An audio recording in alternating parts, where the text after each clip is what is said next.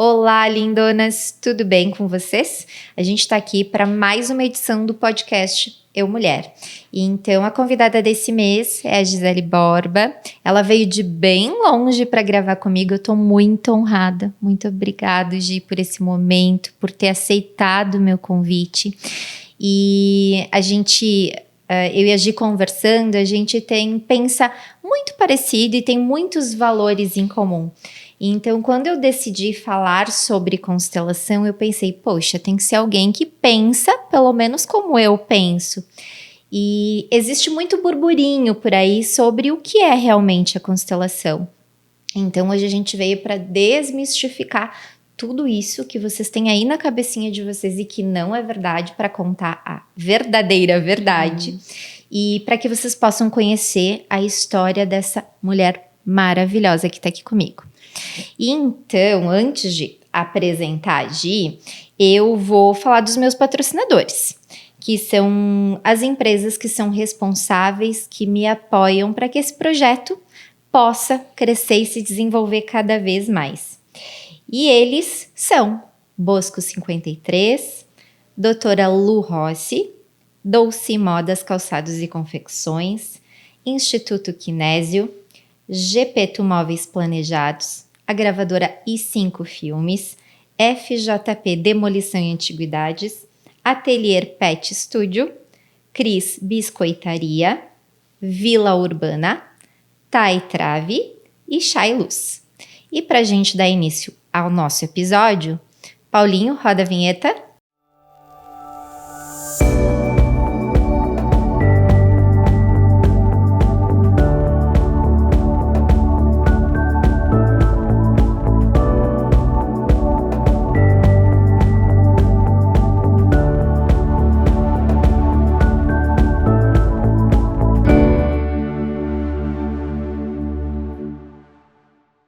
Depois da vinheta eu tenho que deixar minha convidada se apresentar, né, gente? Porque até agora só eu falei. Ela já tá ansiosa aqui para conversar com vocês.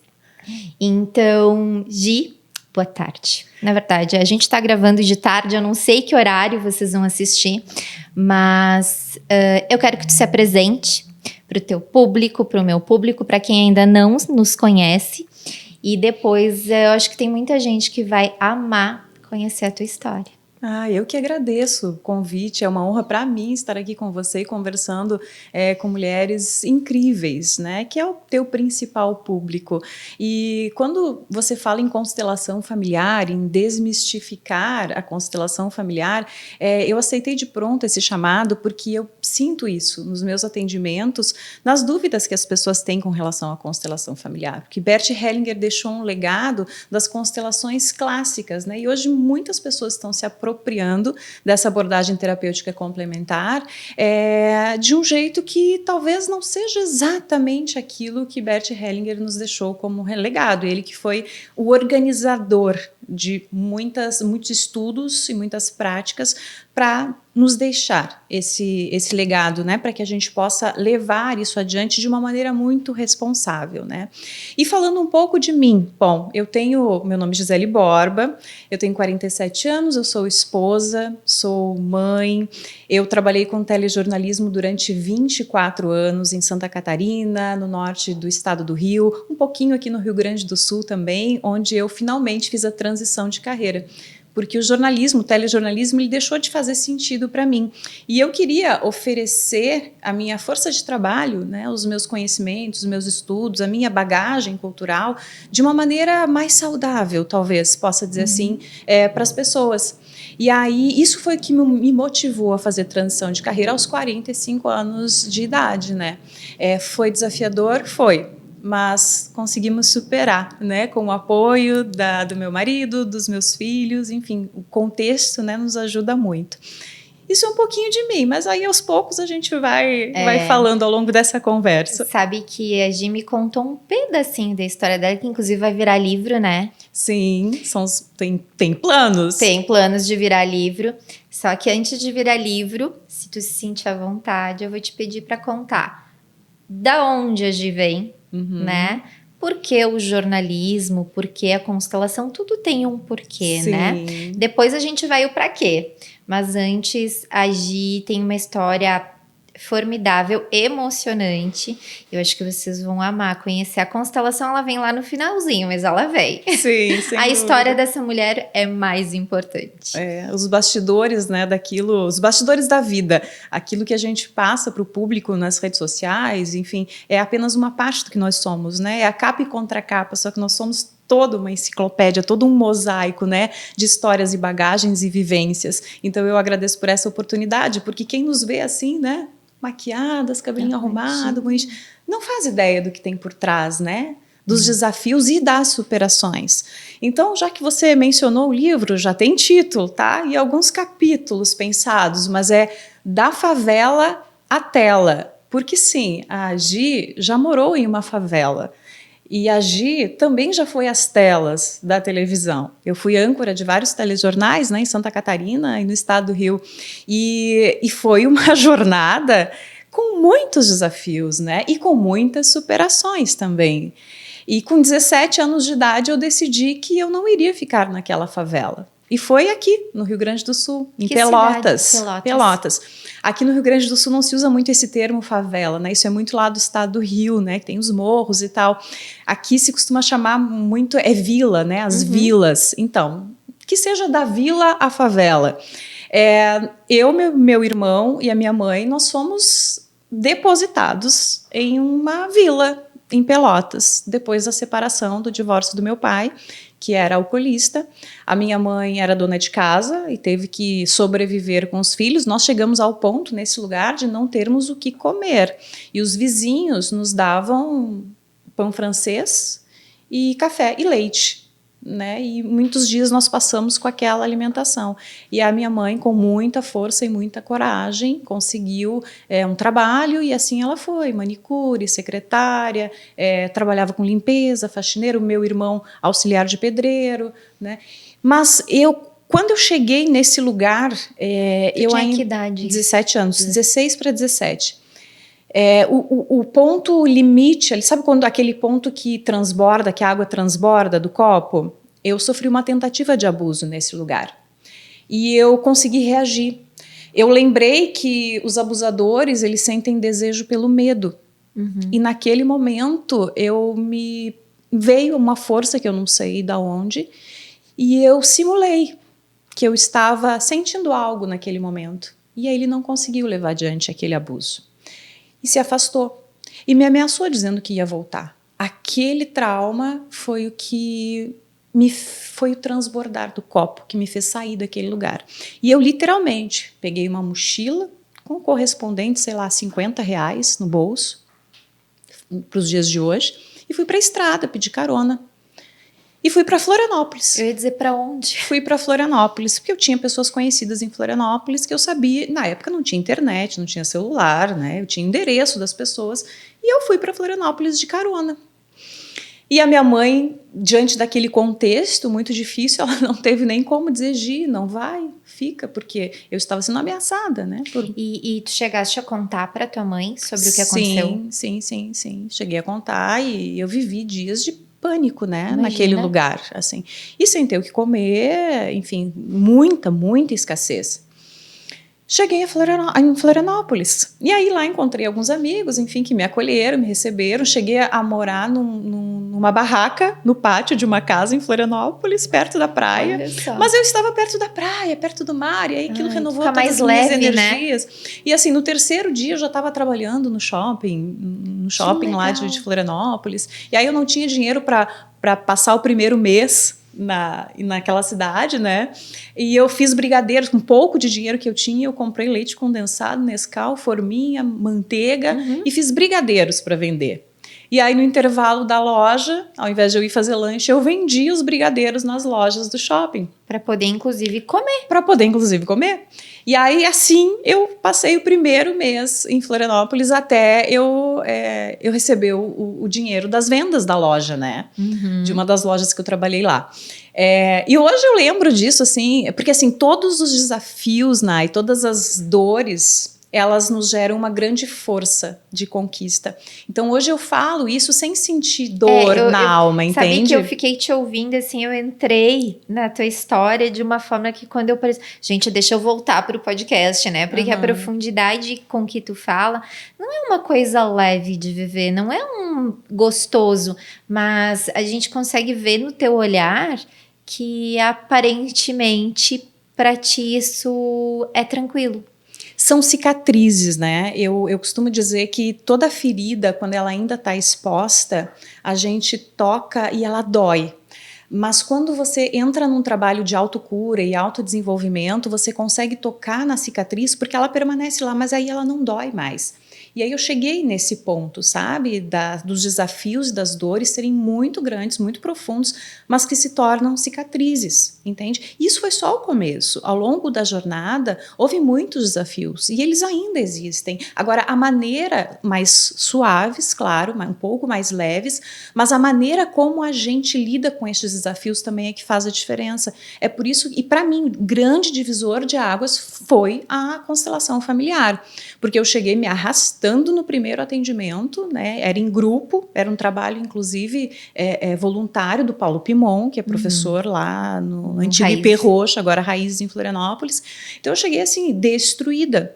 E ali foi o primeiro passo dessa jornada que durou 7 anos, até que eu conseguisse fazer a transição de carreira e me lançar nessa área para hoje levar adiante aquilo que eu aprendi.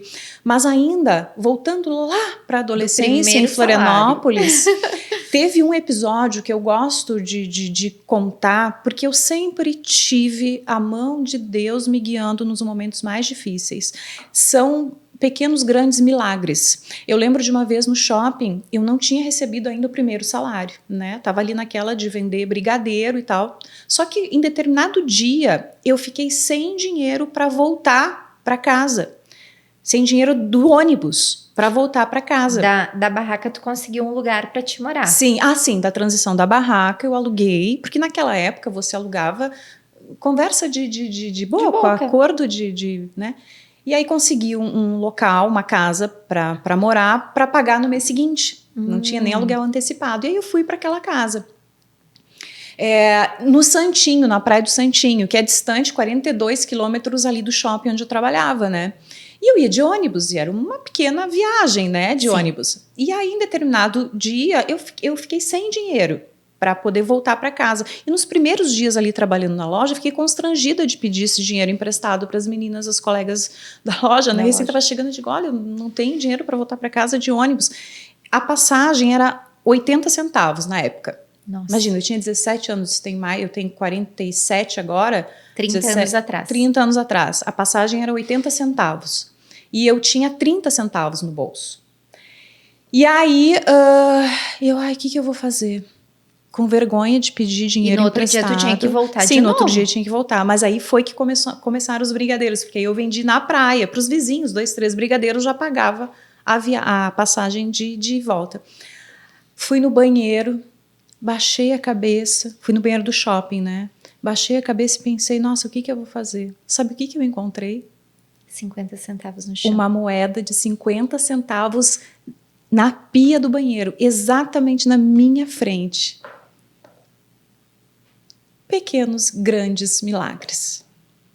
Sabe? Aquela moeda foi parar ali na minha frente. Eu não passei pelo constrangimento de pedir 50 centavos emprestado para as minhas colegas da loja, sabe? Coisas incríveis assim já aconteceram ao longo da nossa jornada, sabe? É por isso que boas doses de fé, elas são necessárias também para quem vem de lugares de dores bem profundas, tá? E como nós duas atuamos, né, na área sistêmica das constelações, eu preciso voltar um passinho atrás para poder deixar um pouquinho mais clara essa história. Porque nós somos consequência dos nossos pais, avós, bisavós, tataravós, geneticamente falando e epigeneticamente falando. Depois a gente vai entrar um pouquinho nessa questão de contextos, né, que traduz a epigenética. A minha mãe, ela foi abandonada pela a minha avó materna. A minha avó materna que eu fui ver foto dela agora recentemente. Ela morava no interior de Canguçu, é uma região aqui do Rio Grande do Sul que chama de Campanha, né? Uhum. E ela nasceu ali no interior de Canguçu, um vilarejo, assim. Uma região de muita escassez e tal, e ela precisava se relacionar com homens para sobreviver. Ela precisava de comida e roupa, né? A minha avó materna, para poder sobreviver. Então ela tinha inúmeros filhos. Imagina na época, uma avó, né? Ela teve 3 maridos diferentes e 20 filhos. 20 filhos. A minha mãe era uma dessas filhas. E o que ela fazia? Eu tenho que me conter aqui as lágrimas, senão a maquiagem vai borrar, né? Não, a minha é que já é do Paulinho percebeu, eu disse assim, assim, não, no podcast eu costumo não me emocionar, mas hoje tá difícil. Mas são lágrimas de emoção, sabe? Porque tudo isso foi superado. E por que eu faço questão, Nai, de trazer essas histórias? Porque muitas pessoas acham que estão numa situação muito, muito difícil e que não tem saída, sabe? Eu tô aqui para dizer que tem saída, que tem solução. Sabe, tu estava falando ali da questão de ferramentas internas, né? Eu já falei e eu não vou cansar de repetir. Não é cura. O que a gente aprende ao longo do caminho é encontrar ferramentas internas que nos fortalecem para os próximos passos. E eu também venho passando de uma jornada de desafios gigantescos. E eu estava conversando com a minha mentora de carreira, Gil Baltzer, ela gravou comigo aqui também essa semana, nós falando de fé, e tá aí uma hora ela disse, Nara, tu tem pele ainda, né, do que aconteceu nos últimos 4 meses comigo. Eu disse, Ju, eu tenho, às vezes eu não sei se eu tô na Terra ou se eu tô em outro lugar, mas eu tenho. E aí ela disse, o sentimento que eu tenho quando eu vou conversar com Deus e sobre tudo que está acontecendo é que, olha o caminho que eu escolhi, né? Eu escolhi ajudar pessoas a encontrarem ferramentas internas. Exatamente. Só que se eu não tiver passado por alguns desafios, eu não vou poder ajudar. Porque eu não vou ter propriedade, não vai ser verdadeiro, não vai sair de dentro. E então, às vezes eu olho para cima e digo, essa forja tá tão difícil, sabe? Sim. Mas talvez se eu não passar por elas, como é que eu vou conseguir tocar o coração de outra mulher? Como é que eu vou conseguir falar e conectar pessoas? Porque a gente só conecta o que a gente viveu. Uhum. É que nem se fala que o constelador, ele só vai até onde ele viveu. Uhum. Então, como é que eu vou poder alcançar mais pessoas se eu não tiver passado por alguns processos? A gente ensina por estradas que a gente percorreu. Quando a gente ensina com mais propriedade é porque a gente já percorreu essa jornada e talvez já tenha, inclusive, sentido na pele as dores que chegam até nós. Quando eu estava me despedindo da carreira ali de telejornalista, eu cheguei a gravar um vídeo falando, eu acho que Deus permitiu que eu passasse por tantos desafios para exatamente me forjar, para hoje estar nesse lugar de poder entregar com propriedade, porque eu conheço muitas dores, entende? E o próprio e as dores que eu não sofri, eu vivi de muito perto com empatia no telejornalismo, porque o telejornalismo de massa, o que é 80% tragédias, né? Negatividade, desafios. Hoje mesmo eu parei para assistir ali um jornal que eu já não assistia televisão há muito tempo, guerra na Ucrânia, aí uma mulher, incêndio no Havaí, uma mulher que morreu, que faleceu depois de ter sido... Uma que foi abusada, outra que foi morta, o outro que caiu um prédio. A gente liga a TV e qualquer telejornal que estiver passando, tu só encontra tragédia. Isso. E o contexto também nos influencia diretamente sem filtros. Uhum. E aí a gente pode entrar na epigenética. Mas deixa eu só resgatar um pouquinho a questão da minha mãe. Ela foi abandonada em uma fazenda no interior de Canguçu. E aí tem um outro título de livro, que é A Menina e a Vaca. Ela era a empregada doméstica da casa, ela não podia brincar, não podia estudar, ela brincava com a chuva, porque ela não tinha brinquedos, e ela era mantida em cárcere privado nessa fazenda. Eles exploravam as crianças que eles adotavam para trabalharem, né? E a minha mãe, no meio dessa dor tão profunda, ela conseguiu encontrar forças para sair daquele lugar, uma menina de 10 anos. O que ela fez? Ela furtou uma vaca pensando, eu vou vender essa vaca e vou conseguir algum dinheiro. Então ela furtou a vaca da fazenda, conseguiu escapar, foi para uma estrada de chão, ela não sabia aonde ela ia chegar, ela só tinha certeza de que ali ela não queria ficar.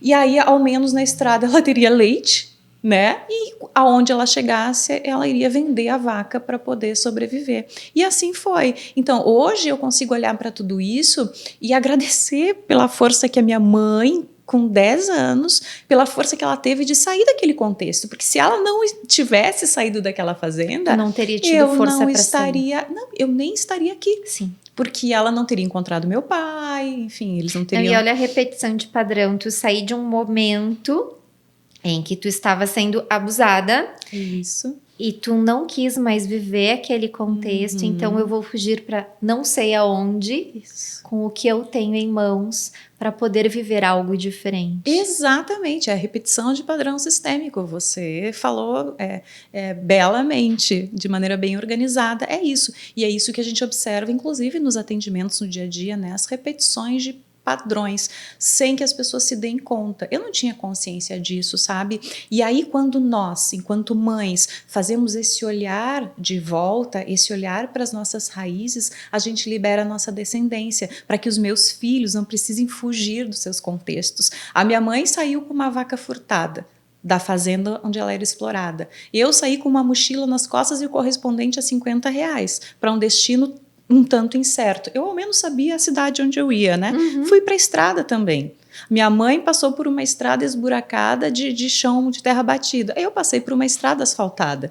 Mas para que os meus filhos não precisem fugir dos seus contextos, eu revisito tudo isso, integro, agradeço, paro de julgar e criticar a minha mãe pelas posturas que ela adotou, mediante os desafios que ela teve na vida, né? As escolhas que ela fez. As escolhas que ela fez foram baseadas em limitações também que ela tinha, em dores e desafios também que ela tinha. Então, nós, enquanto filhas, nós somos especialistas, né, em apontar o dedo para as mães e dizer, não, você não devia... Filhas e filhos, né? Filhas e filhos.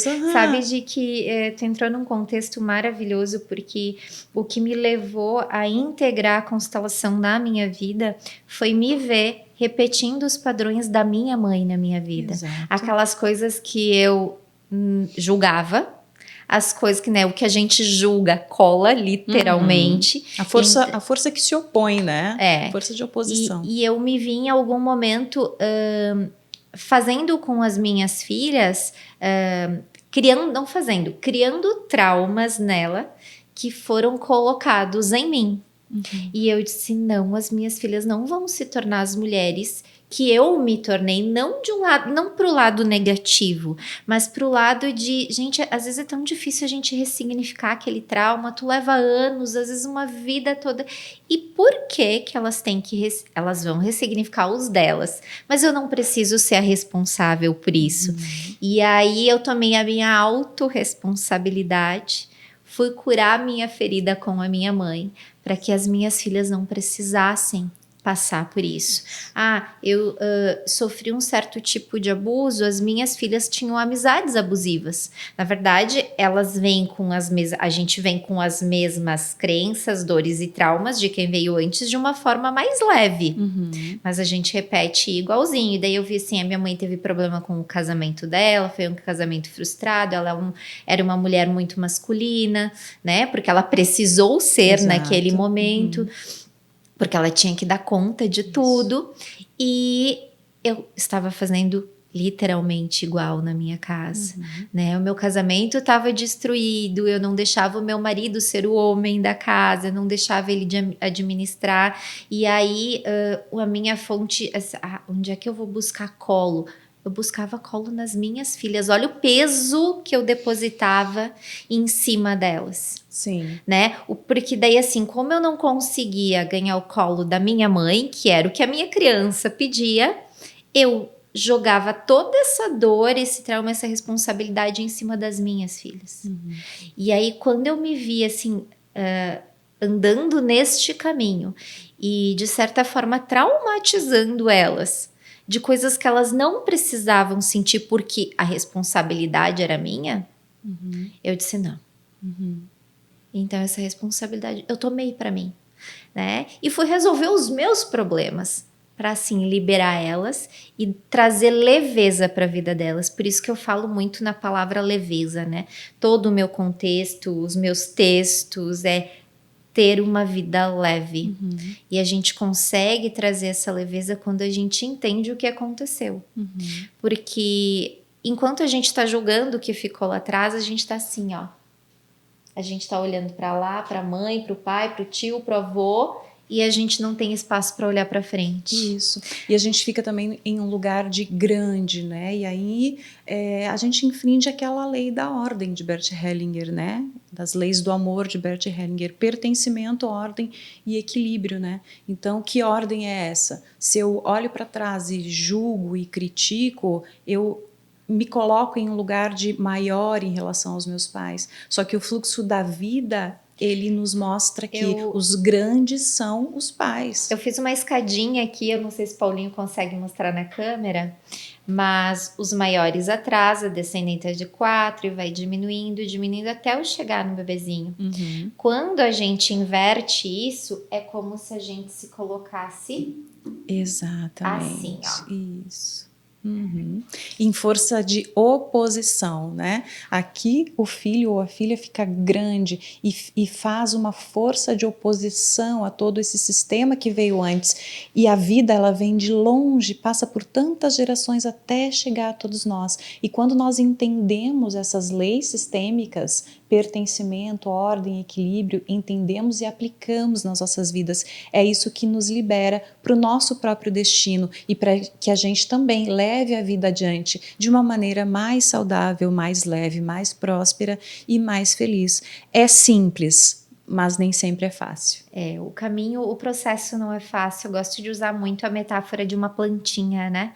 Quando ela cai na terra, primeiro ela precisa fazer o processo de romper a casca para criar raízes.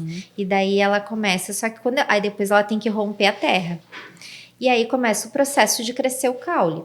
Vem tempestade, vem granizo, vem vento, vem neve, vem sol escaldante, vem terra seca, terra extremamente molhada. E ou a gente para no meio do caminho e morre, ou a gente vai criando fortalezas para que a gente cresça e lá na frente a gente gere uma flor. Então, os processos são todas as tempestades do meio do caminho. Exato. E o que a gente quer? Não é gerar uma flor, não é deixar um legado, não é deixar uma marca no mundo, não é criar uma família. Como é que a gente vai fazer isso se a gente ficar presa ou não sair da terra? Então, para que a gente possa criar uma flor, para que a gente possa ter pólen no miolo dessa flor, para que as abelhas, os insetos possam espalhar e para que a gente possa transbordar, a gente precisa crescer. Sim. Só que até essa flor virar flor, o processo é longo. Por isso que o processo de autoconhecimento, ele é para a vida toda, né? E essa flor morre. E daí vem um outro broto. E esse outro broto morre, que são os momentos dos nossos vales. É quando a flor morre, vem o momento do vale, vem a polinização, vem a natureza, cresce de novo. Então, essa metáfora para mim ela faz muito sentido, porque ela traz tudo que a gente passa para que as coisas aconteçam, mas mesmo assim, quando tá tudo lindo e maravilhoso, a flor morre. É o processo de vida, morte e vida, né? Que a doutora Clarissa Estés, autora do livro Mulheres que Correm com os Lobos, ela traz exatamente isso. É vida, morte, vida. Assim é a vida, é a nossa jornada pessoal, né? De autocura e autodesenvolvimento. E por que essa autocura e essa busca pessoal são tão necessárias nas nossas vidas? Para que a gente consiga justamente deixar o legado a que você se refere, um legado de um pouco mais de leveza. E não é assim colocar os nossos filhos na redoma e os protegê-los de todo o contexto negativo, né? Não. Porque quando os filhos curados, eles são sinônimo de pais curados e mães curadas. Então, quer ajudar os seus filhos? Quer liberar os seus filhos? Cure a si mesma, cure a si mesmo, olhe para você, porque aí eles não vão precisar olhar para essa dor, né? E se a gente for ver, isso é mais do que milenar, né? Se a gente pegar o primeiro, né, o nosso primeiro, segundo mandamento, né? Ame-se. Sim.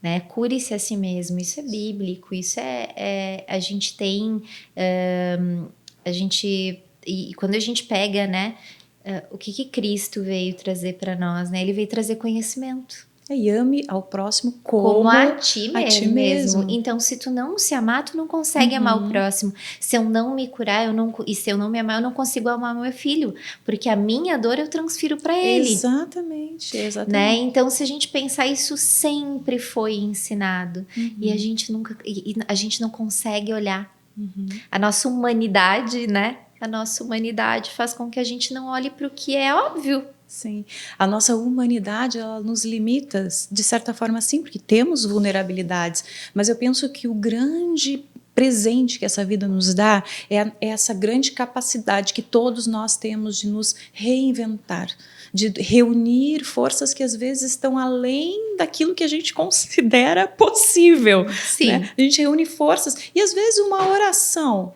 de Deus me dê força por mais um dia. Deus me dê força por mais uma hora, sabe? Na maternidade a gente vive muito isso. Os desafios da maternidade. A resiliência. Às vezes nós estamos em um esgotamento físico e mental e emocional, até porque são vários hormônios, nós nos transformamos em uma bomba de hormônios, né? Na gestação e na gravidez. E aí, o nível de exaustão é tão grande. Eu lembro de meu filho, agora o segundo, o Murilo, que hoje tem 8 anos, eu tenho um de 27 anos e um de 8. Eu estava tão exausta, que eu fazia uma oração e dizia, Deus, por mais uma hora me dê forças. Não dormia, não comia, não. E isso com apoio, né? Sim. Com apoio do pai, do meu filho mais velho. Então, imagina aquelas mães que não têm uma rede de apoio. Mas, Gi, dando continuar, a gente está falando de tudo um né? pouquinho aqui. É um mosaico. Mas, dando continuidade, tu começou a trabalhar e quando que tu foi parar no telejornalismo? Como é que tu foi parar? É a história de Deus também, né? É aquele dedo de Deus, porque assim foi algo tão aleatório que eu só consigo enxergar Deus, né? Eu fui em Florianópolis, enfim, eu me desenvolvi um pouco profissionalmente, saí da loja, encontrei um trabalho como relações públicas de uma empresa que prestava vistoria para automóveis e ramo imobiliário, e essa empresa, eu fazia contato com corretores e companhias seguradoras de todo o estado de Santa Catarina.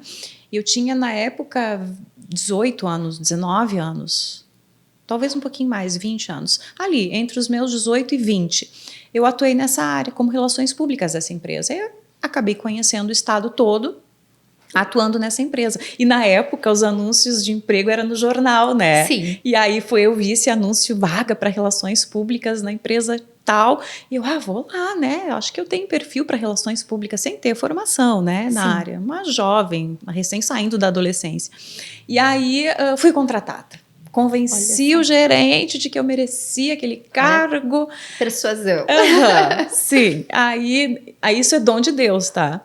Aí me contratou, sem experiência nenhuma. E aí rodei o estado todo. Aí eu disse para ele, olha, temos uma demanda reprimida lá na região oeste de Santa Catarina, em Chapecó, precisamos ter um escritório de apoio lá. E ele, mas quem que eu vou colocar nesse escritório de representação? Eu falei, eu vou. Estou disponível. Exatamente, estou disponível. Nessa época já tinha nascido meu primeiro filho, o Kainan, que hoje tem 27 anos. Ele estava bebê ainda, porque nós fomos para Chapecó com ele de colo, ele tinha 6 meses. Olha todo o contexto disso, né? Já tinha casado, já tinha filho? Não, nessa época ele é filho de um namorado meu. Nós não casamos, E os destinos foram para caminhos diferentes, né? E aí fomos para Chapecó e chegamos lá. E aí a minha mãe e o meu irmão tinham ficado em Pelotas, naquele lugar, né? Desafiador. Meu irmão estava sem trabalhar, a minha mãe fazendo bicos, né? Eu falei, vou montar um escritório lá em Chapecó e vou levar todo mundo. Sim. E assim começamos. E chegamos em Chapecó, caixa, não tem assim, retirante nordestino, com todo respeito às pessoas que são desafiadas a sair do seu contexto e irem para uma rodoviária com caixas e caixas. Eu passei por isso. E aí colocamos ali o que tínhamos e chegamos em Chapecó. de madrugada, um frio. 2 horas e eu com o bebê no colo, né? Aí abriu a imobiliária, fomos lá pegar a chave. Abrimos uma casa vazia. Não tinha geladeira, não tinha fogão, não tinha mesa, não tinha cadeira, não tinha nada. E ali nós iríamos morar com o bebê e abrir o escritório. Como foram os primeiros dias? Vizinho da... como chama aquilo que a gente leva? Aquilo que a gente leva para praia. Não, para praia, piscina. Isopor. Vizinho deu uma caixa de isopor emprestada, gelo, para a gente ao menos guardar as comidas perecíveis ali. Eu comprei um fogareiro de 2 bocas com liquinho. Ela dá risada ainda. Mas tem pior ainda. Tem um contexto ainda mais desafiador. Antes de eu receber o dinheiro dessa empresa de Antes de eu receber o dinheiro dessa empresa de Florianópolis, nós cozinhamos na churrasqueira da casa, do pátio, porque não tinha ainda o fogareiro de 2 bocas e o liquinho. E assim fomos. E avançamos e crescemos e a empresa prosperou. E aí é que entra o jornalismo dessa história e que vem o dedo de Deus. Depois de alguns meses, conseguimos uma mesa e uma cadeira para receber ali, para poder fazer as vistorias, as máquinas fotográficas. E eu coloquei um luminoso na frente da casa que nós havíamos alugado, né? Delphi Serviços Técnicos. E aí o número do telefone. E aí tô eu lá fazendo vistoria de salto, fazendo vistoria num carro. Não, sem perder a pose, né? Fazendo vistoria num carro de salto. E ali, assim acontecia aquela rotina, né? E nisso passou o diretor do SBT de Chapecó, na época, né? E aí me viu, enfim, disse, nossa, que mulher bonita, né? Arrumada e tal. E ele precisando de uma apresentadora desesperadamente, porque naquela época não tinha faculdade de jornalismo lá em Chapecó, né? Sim. Eram os radialistas que assumiam os lugares nas redações de telejornalismo. Não tinha faculdade, jornalista não precisava ser formado, enfim, bastava saber se comunicar. E isso eu sabia, dom de Deus e herança da minha mãe. Aí ele anotou o telefone, me ligou. Aí tocou o telefone e eu disse, Delphi Serviços Técnicos, porque eu fazia vistoria e era secretária também. Aí, não, aqui é o diretor do SBT aqui de Chapecó, estou precisando de uma apresentadora, você se importa de vir aqui fazer um teste? E eu, oi? Como? Assim, eu digo, não, só pode ser trote, né? Mas aí eu paguei para ver. E fui, e eu lembro que tinha uma lomba assim naquela rua, e a emissora era lá em cima da rua, né, onde eu estava, onde eu aluguei a casa e instalei o escritório, e a emissora era lá em cima, no final daquela rua. Eu não tinha carro, mas eu tinha uma bicicleta. Minha primeira providência foi comprar uma bicicleta para poder circular na cidade. E aí subi a tal da lomba de bicicleta. Chegou lá em cima esbaforida. Cheguei lá esbaforida. Aí de tênis, tá? Não subi a lomba de salto. E era verdade. Ele estava precisando de uma apresentadora desesperadamente, porque a menina que estava lá ia ser transferida para uma outra cidade. Fiz o primeiro teste, foi um horror.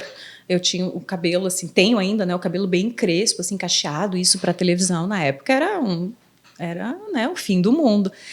E aí a minha vozinha era uma vozinha assim, eu lembro que eu gravei o primeiro piloto dizendo assim, boa noite, vai começar o Noticidade, que era o nome do telejornalismo noturno, que é o primeiro que eu apresentei na vida, né?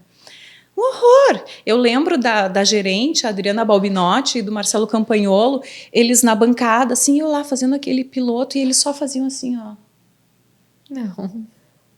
Tipo, por que tu chamou? Deus, como que ele chamou essa menina para ser apresentadora? Isso não tem jeito. Mas aí o que aconteceu? Foi uma tragédia. Foi horrível o teste, né? Mas aí eu vi que eles realmente estavam precisando e que não se tratava de um trote. Ele disse, olha, a gente vai ter que avaliar o conteúdo e tal, né? Ainda falou com jeito comigo. Eu digo, não, mas eu quero. Me dá essa oportunidade. Eu vou subir aqui todos os dias e eu quero aprender a fazer isso. Coloca alguém aí da equipe para me ajudar, para me treinar, para me ensinar, eu aprendo. E eu venci na insistência.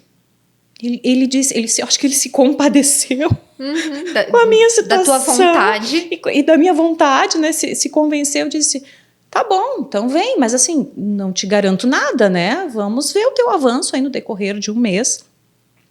E eu colei naquele pessoal, assim, eu ia com as equipes para a rua e observava tudo e fazia anotações, e eu observava os colegas ali, que depois Estudo se tornaram de campo, né? colegas. Sim, foi assim, uma universidade em um mês, eu fui para Fogueira em um mês, até que eles fizeram um novo piloto. Né, me colocaram no estúdio, eu na frente da câmera. Na época não tinha o TP, o famoso TP, que é aquilo que a gente lê tudo, Era né? decoradinho. Era decoradinho, papel embaixo, assim, a gente olhava. Era o famoso teleburaco também, que às vezes colocava um papel ali na frente da câmera para a gente pegar umas frases, né, para alinhar o raciocínio. E aí eles perceberam que tinha ocorrido um avanço. Opa, ela se dedicou um mês. Ela subiu aqui de bicicleta todos os dias. Ela evoluiu em um mês. Vamos dar uma chance para essa menina. E foi assim. E aí depois eu comecei a fazer a faculdade. Quando abriu o curso de jornalismo no Chapecó, lá em Chapecó, aí eu fui, não foi na primeira turma, acho que foi na segunda ou terceira turma. Aí eu entrei. Mas aí eu vou ter que te dizer uma coisa que não foi dedo de Deus. Deus, ele pode ter participado só em a pessoa Passar e olhar e chamar. a pessoa passar na frente da casa, escritório, com luminoso, me ver essa sincronicidade no momento em que eu estava fazendo a vistoria.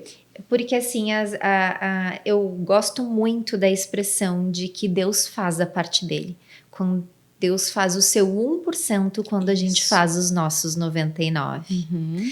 Então, tu fez os teus 99%. Sim. Porque sim, ele te deu o sinal, ele abriu a porta, só que se tu não tivesse tido a força de vontade, não tivesse sido resiliente, não tivesse se predisposto àquilo, nada teria acontecido. E eu vejo isso muito nas terapias, sabe, Gi? Porque quando a gente se depara e entra em contato, eu sempre converso com a minha paciente, a gente precisa trabalhar em trio, que é a tríade, Santíssima Trindade, enfim. 1/3 é a tua parte, 1/3 é a minha parte e 1/3 é a de Deus. Se nós três fizermos a nossa parte, tu vai evoluir muito rápido e as mudanças efetivamente vão acontecer. Agora, se tu não fizer a tua parte, nem eu, nem Deus vai conseguir te ajudar. Exatamente. Isso e as pessoas não, elas param e olham, eu não quero fazer minha parte. Exatamente. Porque assumir a parte que lhe cabe, a autorresponsabilização, ela é difícil. É muito mais fácil, Nai, você ficar apontando o dedo para o outro. E eu vejo isso muito nos meus atendimentos, porque eu atraio, como eu debrucei os meus estudos sistêmicos para relacionamento de casal, eu acabo atraindo muitos casais e pessoas com dificuldade nos relacionamentos, né? E eu vejo isso, como as pessoas têm dificuldade de olhar para si mesmas. Qual é a minha participação nesse desafio que nós estamos vivendo no casamento? Sabe? Não, o outro sempre é o culpado, não porque o outro fez isso. E existe uma tendência, assim, das pessoas que buscam ajuda, das mulheres que buscam ajuda, elas apontam o marido, o companheiro ali como responsável. E os homens é o contrário.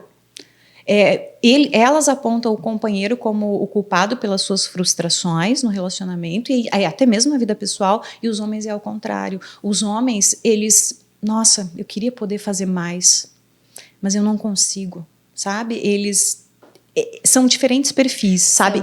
Eu digo dos casais que procuram ajuda, né? Sabe que eu tenho um caso de uma paciente que nós estamos trabalhando a questão da criança interior, né?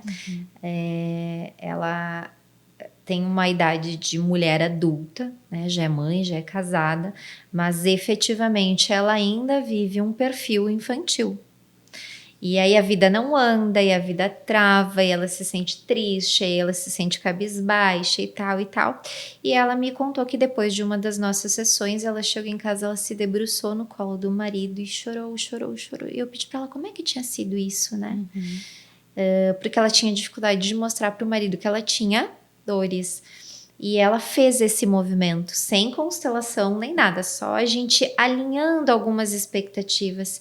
E aí ela me disse assim, ele disse que não ia passar a mão na minha cabeça porque eu não era criança. Uhum. E eu disse assim, como é que foi isso pra ti? Eu fiquei com raiva. Eu fiquei com raiva e daí que eu chorei mesmo. Sim, ela colocou o esposo no lugar de pai, né? Mas não E foi, realmente, ele mas não não é. é só pela questão do lugar de pai, voltando à criança interior, né?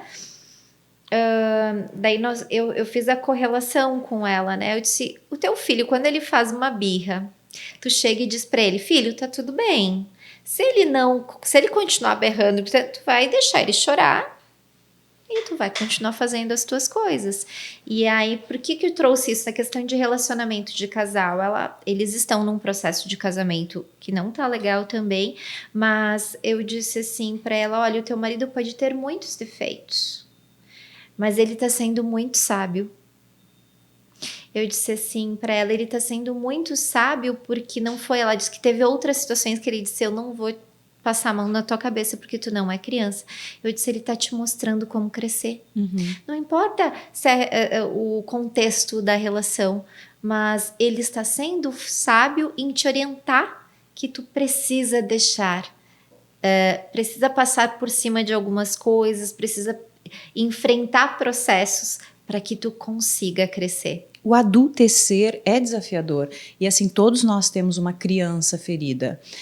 Não existe infância sem que haja algum trauma, pequenos e grandes traumas, né? Nascer já é um trauma. Então esse processo de cura da criança ferida ele é fundamental e muitas vezes, aliás, na grande maioria das vezes nós chegamos no casamento com essa criança ferida e aí é no encontro com o outro que a gente tem essa grande oportunidade de curar a si mesmo, Por isso que de olhar para as nossas feridas, de olhar para a nossa criança interior, porque sim, é muito pesado para um homem ter que ficar passando a mão na cabeça de uma mulher e vice-versa. É muito pesado para uma mulher ter que ficar passando a mão na cabeça de um homem e dizendo vai, vai. Não, cada um precisa assumir a própria força, primeiro na sua ancestralidade, buscar curar essa criança ferida, equilibrar o seu feminino e masculino, e aí nutridos disso, os dois conseguem um encontro equilibrado e que avança e prospera. Nutridos de autoconhecimento. Exatamente.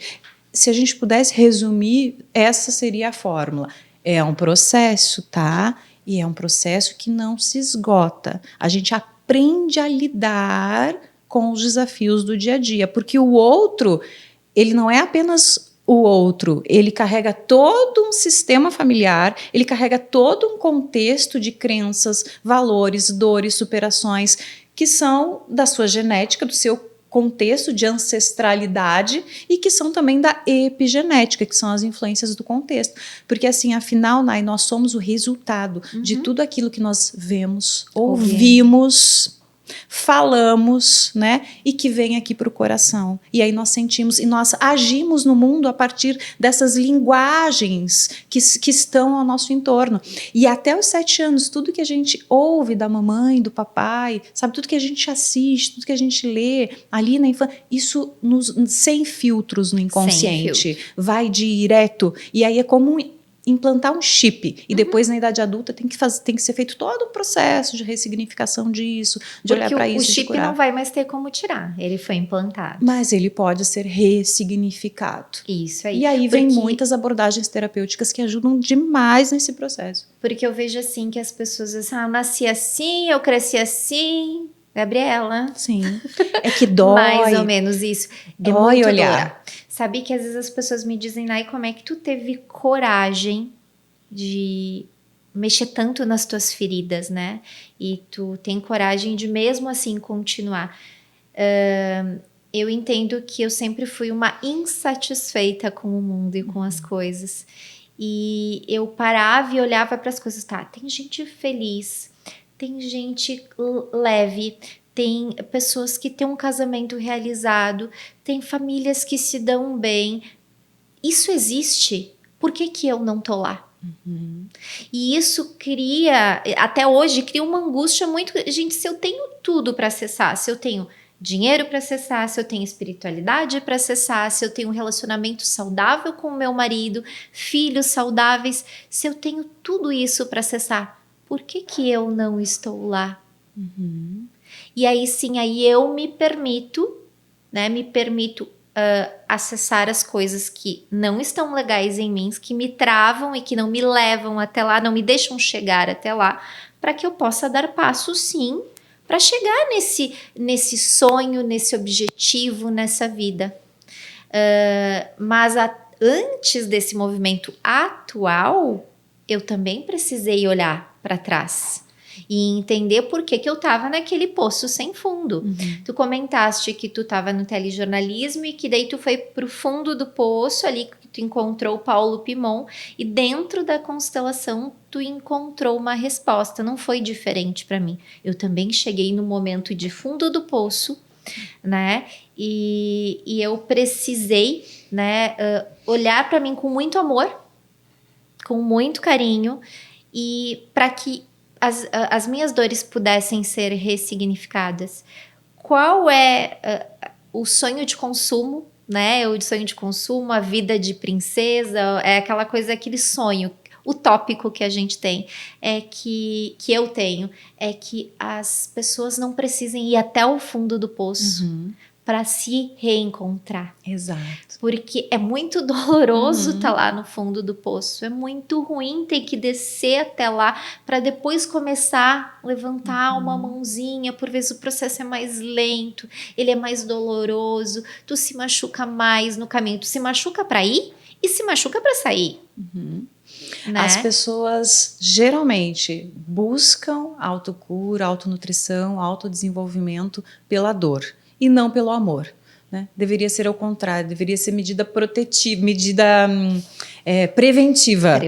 Deveria ser um passo para você prevenir as coisas que você já começa a observar, que estão saindo talvez daquilo que você considera ideal, daquilo que você já está sentindo de desafio. Mas aí as pessoas persistem, e aí quando estão lá no fundo da dor, aí buscam, né? Mas seria muito bom se não chegasse nesse ponto, né? Para evitar passar por tanta coisa. Agora, o Bert Hellinger, foi preciso ele também chegar no seu fundo do poço para ele conseguir deixar todo esse legado, né? Ele foi quem organizou as constelações familiares, ele é considerado o criador, mas o que ele fez foi se debruçar sobre estudos de pessoas e de famílias, de sistemas, e ele organizou vários conhecimentos e batizou com esse nome. Com esse nome.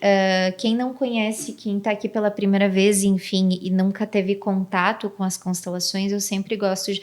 Porque a constelação, quando tu vive ela se torna uma filosofia de vida, né, Gi?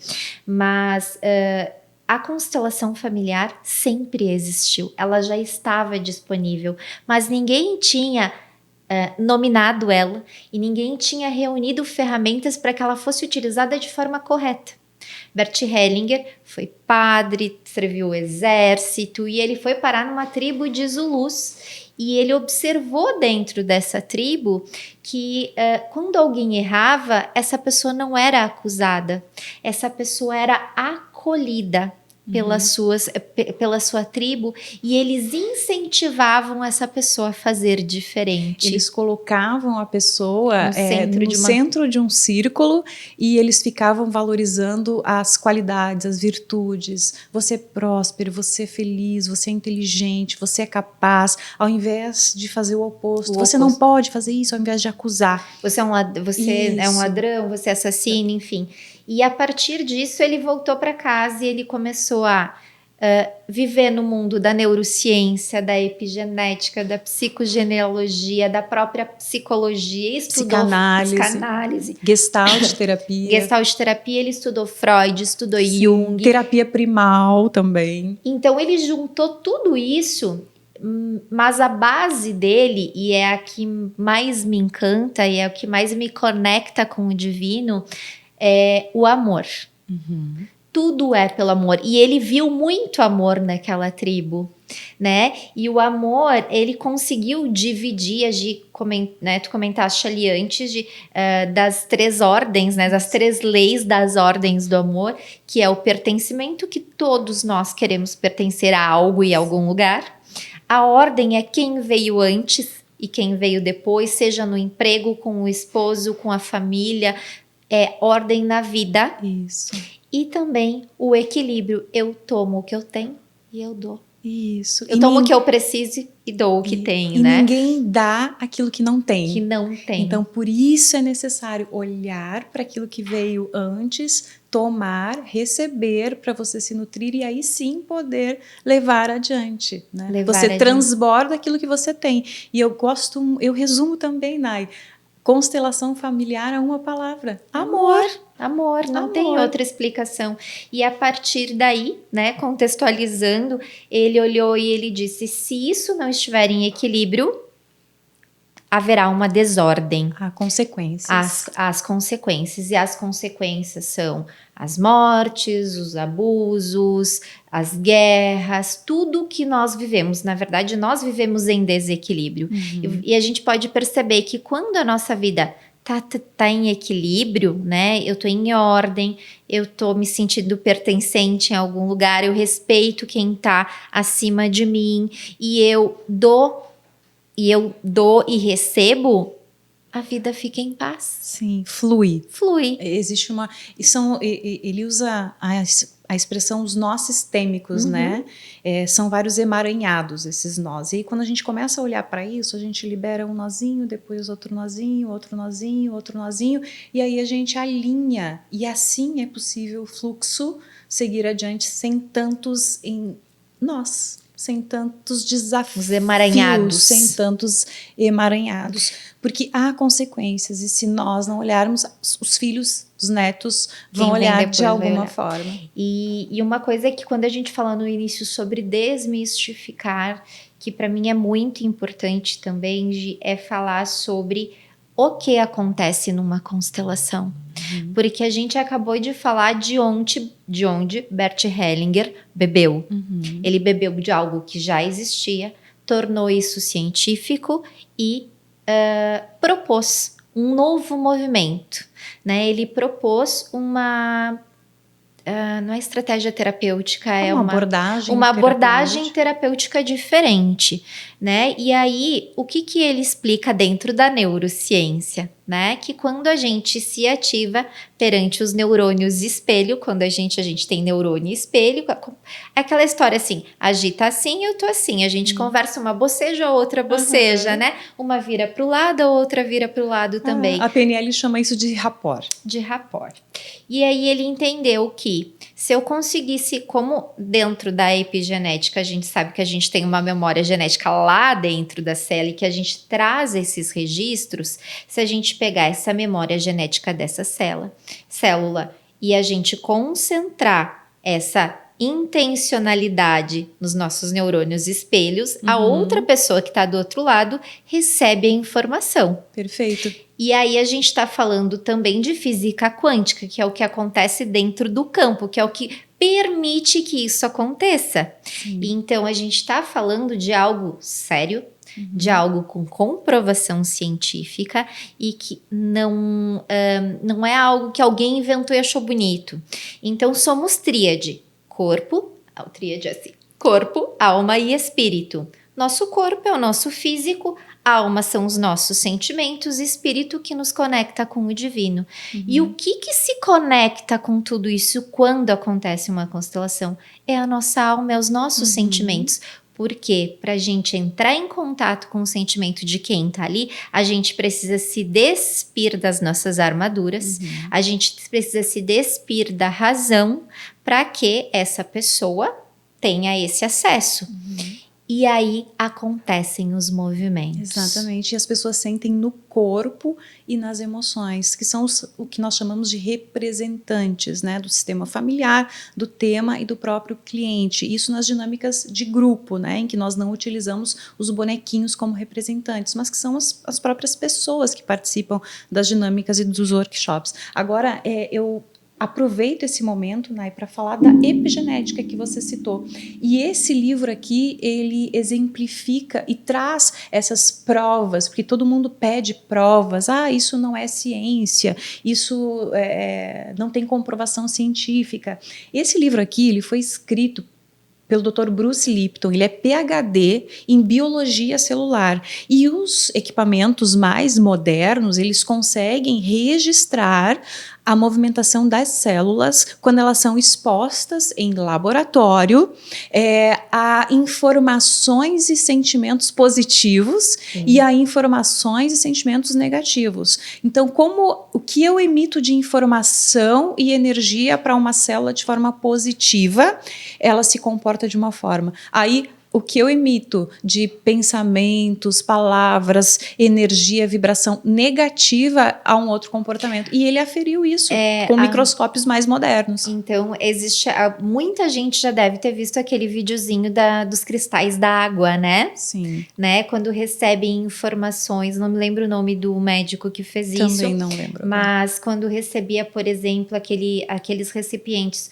ouviam música clássica e ouviam música heavy metal, né? Energias que são colocadas e a gente se predispõe a essa energia o tempo todo, né? Sim. Lembra das nossas avós que diziam assim, conversa com a plantinha que ela vai ficar bem bonita.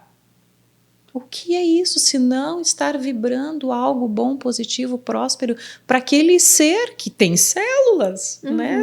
Nós somos compostos por trilhões de células que se organizam de uma maneira diferente que uma planta, né? Mas nós sentimos as vibrações. Às vezes a pessoa entra num lugar e não se sente muito bem, sabe? Nós estamos predispostos a sentir no nosso corpo, as nossas células, elas são receptivas a campos energéticos. A internet, não tem dispositivos, nosso celular que capta a energia da internet, os dispositivos eletrônicos, a gente enxerga a internet. A energia passando. Olha a internet passando aqui. Não, a gente não consegue visualizar essas ondas de vibração. Manda daqui para lá e vai e volta. Sim, entende? Então o mundo, tudo isso que nós conhecemos, ele é muito mais, talvez até do que a nossa capacidade de compreensão. E está além do aparente. E nessa frase, as constelações familiares também se debruçam. O que está além do aparente, que a minha mente consciente ainda não conseguiu captar, que talvez esteja guardadinho lá no inconsciente e também no inconsciente coletivo do meu sistema familiar, e aí a gente acessa Freud, Jung, que trouxe essa questão de arquétipos, de inconsciente, coletivo, enfim. Então, a ciência está conseguindo provar questões que até então são invisíveis para os nossos olhos, mas que os telescópios mais modernos já estão conseguindo aferir essa vibração. Tu sabe o que já está conseguindo ser medido por equipamentos mais recentes, mais modernos? Os sentimentos do feto quando está na barriga da mãe, né? Eles choram. Se eles estão ouvindo brigas dos pais, eles se movimentam de um jeito mais difícil e choram. Eu já falei isso em alguns podcasts, a simbiose e a autonomia nos relacionamentos. Aquela coisa que as avós falam também pra gente, ou mães falam, tudo que você sente, o bebê sente também. Por isso que eu digo que nascemos traumatizados. Mas sem dúvida. Nascemos traumatizados. E na gestação a gente fica como? Hipersensível, com os hormônios à flor da pele. Qualquer olhar do marido assim meio envesado, a gente só reage daquele jeito. O que aconteceu? E o bebê sente tudo. Sem falar que a gente já existia no útero da nossa avó, né, Gi? Sim, por meio das nossas mães. Por meio das nossas mães. Quando a gente é concebido, gente, isso dá um pouquinho de pavor, mas tem lógica, tá? Quando a nossa mãe estava sendo concebida ali no ventre da nossa avó, automaticamente os ovários dela e os óvulos estavam se formando. Então, o que a nossa avó sentiu, a nossa mãe sentiu e a gente sentiu. E a gente nem tá entrando na biologia da célula, a gente só tá falando de sentimentos. Então, olha tudo que a gente traz de informação. Por isso as repetições de padrão, por isso que coisas não se resolvem no meio do caminho, por isso que às vezes aquele feto que você teve, mas que, né, que as antigas mulheres abortavam muito porque perdiam, porque não existia medicina para salvar crianças, essas crianças deixam de existir no mundo dos vivos, né? Eu só tive 3 filhos e ela abortou mais 5. Cadê os outros? Eles precisam ser incluídos na alma desse sistema familiar. Na memória genética da mãe e dos que vieram depois, essas crianças existem. E aí, quando essas crianças não se sentem pertencentes, olha, a gente está falando de uma lei de amor, né? Exatamente. O pertencimento, quando isso não acontece, o sistema entra em desequilíbrio. E aí começam a acontecer as coisas que a gente, na lógica normal, não entende. Como é que isso acontece comigo? Como é que o meu trabalho... A gente tem uma visita aqui. Uma visita ilustre. Oi, pequeno. Ai, que lindo que ele é. Sobe na mesa para fazer parte do podcast. Podcast do Miau. Querido. Então, quando a gente olha para tudo isso e diz, meu Deus, por que o meu trabalho não anda? Por que o meu casamento não vai para frente? Por que as coisas são tão travadas para mim? Por que eu só trabalho e as coisas não... E a gente para e começa a se perguntar, entrar nesse mundo de exaustão, nessa crença do feminino, do feminismo, Gente, tudo isso é uma desordem de sistemas. Exato. De todos nós. Exatamente. Anteontem, Nai, eu constelei um rapaz que é muito capaz, muito qualificado, com inúmeras formações, que não para em trabalho nenhum. Ele veio constelar tema profissional. Vou trazer um exemplo, já que você falou questão de trabalho também, para deixar isso bem didático, tá? Quando ele posicionou ali os bonequinhos, que eu utilizo os bonequinhos no atendimento individual, né, que são os representantes. Quando ele posiciona os bonequinhos, ele coloca uma vinculação especial ali com a paternidade, com o seu lado direito, o lado masculino, e eu pergunto, o que aconteceu com o teu pai? Não tenho pai. Quem gerou você? Não tem mais contato, não quero mais contato, ele não existe na minha vida. Mas a vida chegou até você por meio desse pai, né? Esse pai biológico, que abandonou a mãe, que o abandonou, e ele carrega esse trauma do abandono desse pai biológico até a idade adulta.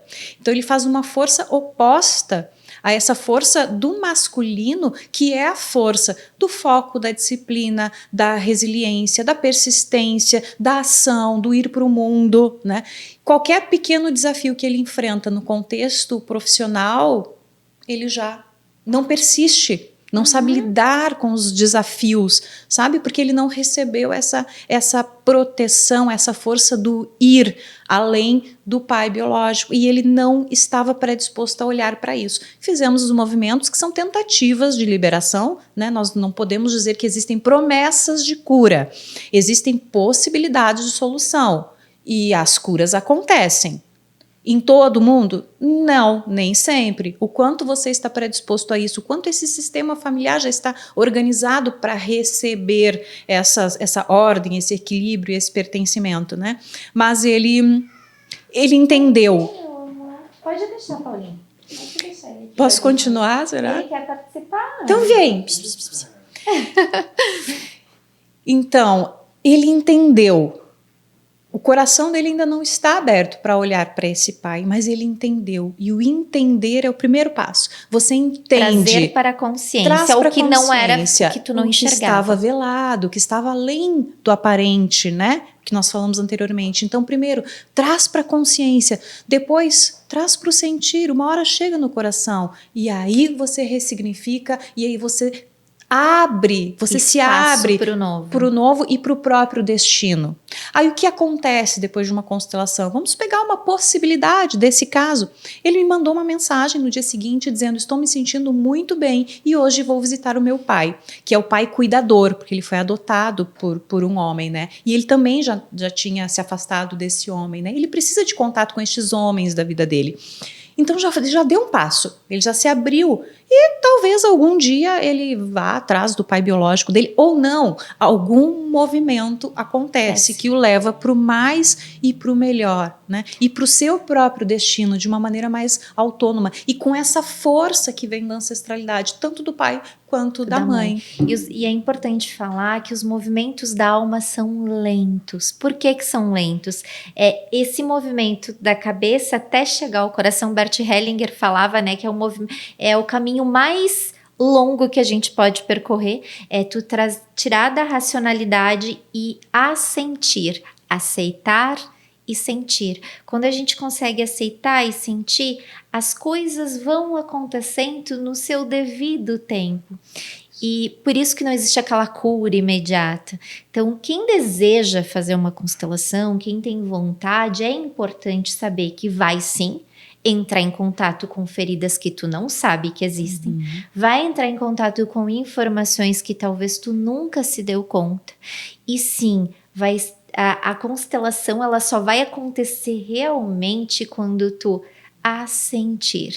E aí os movimentos acontecem. E os representantes, os movimentos dos representantes, tanto como a constelação é feita com os bonecos, quando é feita com representantes pessoas, os movimentos, as percepções não deixam dúvidas, vou citar um outro exemplo de um atendimento com bonecos. Ela pegou a representante da mãe e quando ela foi trazer para o campo, devagarinho, sem querer, ela derrubou 2 bonequinhos menores que estavam na frente e posicionou a mãe aqui. E ela foi tentar arrumar, não, deixa assim, vamos observar. Caminhamos um pouco, avançamos um pouco com a constelação, eu olhei para os 2 bonequinhos e aí nós entramos também na esfera da intuição e do sentir, tá? Porque a gente entra em contato com o campo daquela pessoa que a gente está atendendo. Eu perguntei, a tua mãe teve algum aborto? E ela, sim, de gêmeos. Os 2 bonequinhos que sem querer caíram, entende? Percebe como isso é sutil e ao mesmo tempo forte, né? E são detalhes. Com os percepção do constelador, ela tem que estar muito apurada. Afiada, A gente tem que estar muito em contato com o nosso eu, com o nosso sentir, com o nosso divino, com a nossa espiritualidade, para que a gente abra espaço para poder sentir o que a pessoa que está ali na frente está transmitindo. Tanto que se a gente não está bem, nem paciente aparece. Exato! Passei por isso pouco tempo atrás. Quando a gente está ressignificando, quando a gente está em novos momentos, quando as coisas estão se transformando dentro de nós, o acesso não vem porque a nossa energia não está pronta para receber. Exatamente. Como às vezes as pessoas não estão prontas para ver algo. Exato. E aí o efeito da constelação não aparece. Então é tudo muito amoroso, contigo e com quem tá ali na tua frente, né, Gi? E muito sincrônico também. É a ressonância, né? É o que Bert Hellinger chamava de ressonância. E aí tem também a questão da ressonância morfogenética, que é de um outro autor, que daí psiquiatra, vem da parte o Rupert Sheldrake. Ele se debruçou sobre os campos morfogenéticos. E da física quântica. Para quem não entende, morfogenético está relacionado à física quântica e quanto esse campo, né, ele fica em torno do que está acontecendo ali no momento. Um exemplo que eu gosto muito, que é bem didático, é aquela revoada de pássaros, sabe? Eles são um sistema. E aí tem um pássaro que está lá na frente que conduz todo o voo da revoada, né? E eles vão todos para a mesma direção, sem entrarem em contato um com o outro, eles não se batem, né? E esse espaço que fica entre esses pássaros que conduz a todos é o campo morfogenético descrito por Rupert Sheldrake. Quem quiser se aprofundar, ler esses estudos dele. E também recomendo o estudo do livro A Biologia da Crença, do Bruce Lipton. Então, assim, a desmistificação que a gente quis trazer é que a gente não... quem é um constelador de verdade, quem se debruça sobre o que Bert Hellinger trouxe, porque existe muito constelador de final de semana Sim. que tá aparecendo aí no mercado e eu gosto de fazer a relação. Existem bons médicos. Exato. E existem maus médicos. Exatamente. Existem bons e maus profissionais em todas as áreas. Só que quando a gente fala de mente humana, de alma, eu gosto de falar disso com muita seriedade. Eu gosto de... Nai, por que tu estuda tanto? Porque eu tô mexendo com o sentimento, a alma, a parte neuronal de uma pessoa quando eu acesso isso. É o campo de uma ancestralidade gigantesca. E precisa ter muito cuidado para não retraumatizar, muitas vezes, que é o que acontece. O cliente. Agora, assim, não se torna constelador. Nós não conseguimos nos tornar consteladores em uma formação de um final de semana. É uma formação inicial, básica, de no mínimo 1 ano, 1 ano e meio, sendo otimista. Fora as horas complementares, de né? acompanhar, de supervisão e de prática. E não é só ler um livro e sair constelando, tem que ter vivência, você tem que sentir no corpo, você tem que ter contato com esse campo de outras pessoas. E você precisa de estudos constantes e de contatos e aprimoramentos constantes. Volta e meia eu participo de workshops de colegas que eu sei que tiveram uma boa qualificação, né, que eu posso me expor a esse campo e aprender com eles, né? A gente precisa estar nesse constante aprendizado, porque é realmente muita responsabilidade quando você entra em um sistema familiar, sabe? A gente pode tanto arrumar como bagunçar, né? Mais ainda. Mais ainda. Gi, para quem não conhece constelação, qual a mensagem final, assim, que tu deixaria? Porque, assim, dá pra gente fazer episódio 2, 3, 4, 5. Tem assunto para bastante coisas, né? A gente só deu uma pinceladinha o que a constelação pode proporcionar na tua vida. Além de toda a transformação que aconteceu na tua vida, na minha e de quem se debruça. Eu digo nessa delícia de filosofia de vida. Mas... qual é a mensagem que tu deixaria para quem não te conhece, para quem te conhece, sobre medos, angústias, anseios de constelação e como é que essas pessoas fazem para te encontrar, caso elas queiram fazer sua constelação? Eu acho que a primeira palavra é permitir-se. Permita-se. Permita-se olhar para aquilo que está além do aparente na própria vida, porque sim, existem possibilidades de solução. Nós não sabemos o que vai acontecer, mas algo vai entrar em movimento, né? E façam escolhas conscientes de quem você vai escolher para fazer a sua constelação. Porque para não correr esse risco que nós estávamos agora mencionando, né? Permita-se, mas faça escolha de bons profissionais. Olhe quais são as formações daquela pessoa, qual a experiência que aquela pessoa tem, se ela pode realmente contribuir com a tua vida, sabe? Para que isso não se torne uma experiência negativa, e sim construtiva, né? Eu aproveito para deixar aqui, então, o meu Instagram, é @GiselleBorbaBR, ali as pessoas entram em contato comigo. Eu também faço um drops de relacionamento de casal, que está em algumas rádios, me debrucei sobre esse tema, né? Como eu te falei, relacionamento de casal. E esse drops eu coloco ali também, e as bases são sistêmicas. Também utilizo alguns recursos da doutora Clarissa, do Mulheres que Correm com Lobos, que é uma psicanalista, né, psicóloga psicanalista, que ela fala muito dessa diferença entre o masculino e feminino, né? Isso eu trago um pouquinho também para os meus atendimentos, né? Sempre tomando aquele cuidado de até que ponto eu posso ir com essa ou com aquela pessoa. E eu acho que é isso, Nai. Agradecer por essa oportunidade de estar tendo essa conversa com você, esse bate-papo aqui. Você já, pela nossa ressonância, já pude perceber que nós temos muita afinidade realmente. Pensamos da mesma maneira no que diz respeito às constelações familiares, né? Tratamos esse tema com muito respeito. E também ressaltar aqui As constelações, elas são uma prática integrativa complementar que foi incluída pelo Ministério da Saúde em 2018, né, nas PICs. Nas PICs. Então, não existe regulamentação para essa profissão no Brasil. Por isso a importância da pessoa saber procurar bem quem vai fazer esse atendimento, né? Sim.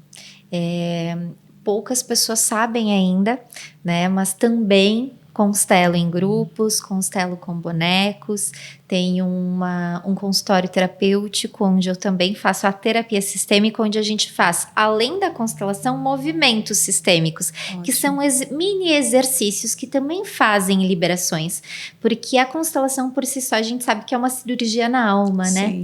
Então ela precisa de um tempo para ressoar, e às vezes alguns exercícios também podem fazer movimentos muito importantes. Então quem me acompanha no podcast, quem me acompanha nas redes sociais, link da bio, a agenda está aberta, né? E então eu sempre falei dessa agenda muito para pessoas mais próximas, mas agora aberta a todos junto aqui contigo. Ótimo. E o que eu quero deixar de mensagem é que procurem fontes, né? A gente escuta tanta coisa acontecendo e às vezes a gente dá ouvidos a pessoas, coisas, assuntos, né, que ao invés de nos confortarem, elas nos deixam com mais medo, mais desconfortáveis. E como vocês viram, a gente trabalha de uma forma muito séria. Eu trabalho de uma forma muito séria porque o sentimento do outro, a mente do outro é muito importante para mim, assim como eu cuido da minha. Então, o amor e o carinho, o acolhimento e a seriedade que eu trato da minha mente é a forma como eu trato a do outro. Então, para quem tiver vontade de conhecer o trabalho da Gi, é Passo Fundo e Caxias, né, Gi? De forma presencial, Passo Fundo, Marau e Caxias do Sul. Mas tem os atendimentos online também, que eles proporcionam os mesmos resultados que o atendimento presencial, porque o campo morfogenético não tem limites. Não tem limites, né? De não distância, os efeitos são realmente incríveis, assim. Então, quem quiser conhecer um pouquinho mais do trabalho da Gi, do meu trabalho, entre em contato com a gente, nos perguntem, tirem dúvidas, né? Não fiquem com burburinhos por aí, procurem informações com pessoas competentes, sérias e se permitam sim. É só na hora que tu se permites se receber. E a tua ancestralidade tem muito para te dar, só que tu não sabe ainda. A força da mamãe, do papai, de todos que vieram antes. Eu fiz esse movimento no meu workshop, os 5 pilares da identidade feminina. A gente pegou a força da nossa ancestralidade, a gente trouxe para a vida, né? Trouxe para a consciência tudo que eles nos deram e tudo que eles têm para nos dar. Só que a gente ainda não sabe receber. A força das raízes, né, Nay? A força Quando uma das planta raízes. está adoecida, por onde começa a cura? Pelas raízes, pela nutrição da terra, né? Assim somos nós também. Pelo adubo, por todas as coisas. Então, se permita ser adubado pelo que tu já tem de força, né, Gi? Porque a gente só precisa conhecer e saber de onde tirar. Sim, que lindo, lindo. E aí eu vou encerrar, então, falando um pouquinho do trabalho dos meus patrocinadores. Ótimo. Porque eu citei eles, mas ninguém sabe, poucas pessoas sabem quem eles são. Então, porque eu consumo, e como boa consumidora, eu gosto de falar das pessoas que me apoiam. A Bosco 53, de quando tu vier para Caxias, tu precisa conhecê-las. Trabalham com doces de Pelotas, mas alguns selecionados, não são todos, né? Eu digo que não é aquele da feirinha, sabe? Da esquina. São doces maravilhosos, é um espaço de leitura, tem lojas, tem um atendimento todo personalizado. Então, além de ter comidas e quitutes maravilhosos, né? Um espaço gostoso para te tomar, inclusive, um café com o marido. Nossa, eu vou passar lá hoje, agora. A doutora Lu Rossi, então, ela trabalha como dentista e harmonização facial, então ela tem cuidado do meu rosto e da minha paralisia também, então ela tem me dado todo um acompanhamento.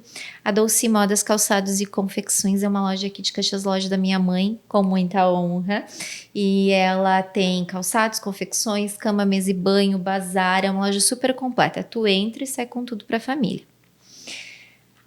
O Instituto Kinésio é um dos grandes responsáveis por eu estar aqui de pé conversando com vocês, porque eu tenho uma lesão na coluna, já tenho uma artrodese de muitos anos atrás, e a Laura Zago, que é a fisioterapeuta que me atende, ela conseguiu regredir uma lesão com acupuntura, pilates, fisioterapia do jeitinho certo. É onde eu levo as minhas filhas fazerem pilates também. Então é uma clínica muito responsável e com profissionais maravilhosos. Então, o Instituto Kinésio, para quem não conhece, tem o link depois na descrição para vocês. Gepeto Móveis Planejados, que vocês podem planejar sua casa e planejar sonhos. A I5 Gravadora, que é o meu Paulinho, que são os meus amores de coração, é quem faz esse projeto acontecer e quem me ajuda a crescer e me desenvolver cada vez mais. A FJP Demolição e Antiguidades é uma empresa que faz demolição de casas antigas e faz reaproveitamento desse material também. Uau. Então, é um prédio, é uma casa, algo que precisa ser limpo para uma nova obra acontecer, né? Então, eles fazem toda essa parte de demolição, remoção e eles deixam o espaço pronto para que a obra aconteça. Sem falar na reutilização dos materiais, que contribui muito com a natureza, né, Gi? O Ateliê Pet Studio é quem cuida da minha pet, da Aurora. Então, ela vai feliz, volta feliz. Então, quando vocês precisarem levar os pets de vocês, é uma boa indicação. Eles têm a Gigi Pet Studio e o Ateliê Pet Studio em 2 opostos da cidade. Então, dá para se locomover e estar com eles. A Cris Biscoitaria, ela trabalha com produtos artesanais, focaccias, biscoitos, pães deliciosos. É aquele gostinho de vó na casa da gente. A Vila Urbana é um espaço de coworking, né? Para quem precisa, às vezes, sair do seu trabalho e respirar um pouquinho, precisa de um espaço para reunião, eles recebem vocês com muito carinho. A Taitrave, quem cuida da minha make, do meu cabelo, quem tá sempre comigo e me ajudando, além de Celeste de Cílios também, então é uma excelente profissional. E a Chay Luz, que trabalha com a parte de consultoria de moda. Quando eu fiz o meu processo de mudança de corpo, de estrutura, ela fez todo o meu acompanhamento e dentro da psicologia da imagem, ela tem me ensinado a me vestir melhor e a assumir a minha nova identidade. Inclusive, o look de hoje é de responsabilidade dela. E para finalizar, eu não citei no início, me desculpo, mas a W2W é um clube de sócios ao qual eu participo e eles trabalham a questão do empreendedorismo feminino, mas como união de mulheres, união de forças e união de negócios, onde a gente aprende junto e a gente caminha junto para que a gente tenha forças para lidar com esse empreendedorismo feminino. Porque a sabedoria ela é maravilhosa, mas ela precisa, para o seu negócio, ser aplicada de forma certa, né, Gi? Então, o W2W ajuda a gente a passar por esse processo. E aí, assim, a gente encerra mais um episódio com muita gratidão por tu estar aqui comigo. Espero que a gente grave novos episódios para falar mais sobre esse assunto, porque tem muita coisa que ficou para trás e que cada vez mais tu cresça em luz, em amor e que a gente juntas tenha muito sucesso pela frente. Amém. As palavras que você traz enchem meu coração de alegria e eu desejo o mesmo para você. E a todas as mulheres e pessoas que estão nos acompanhando também, né? Que possam fazer esse movimento para o mais leve, para o além. Muito obrigada, Nai, pela oportunidade. E eu que agradeço mais uma vez e até o próximo episódio. A gente se vê.